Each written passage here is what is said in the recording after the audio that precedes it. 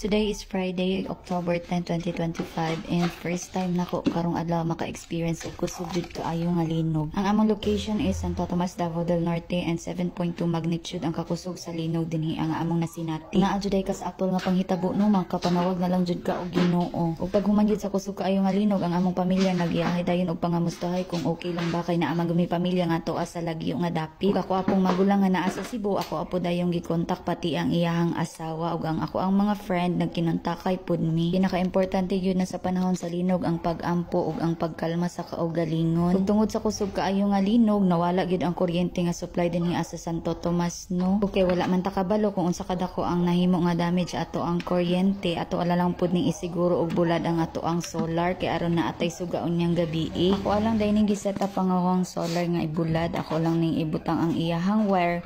Tapos ang kato iyahang solar panel mao lang to akong ibutang sa bintana. Mao lang sa for today's video. Salamat sa inyong pagtan-aw. Amping tang tanan. Bye!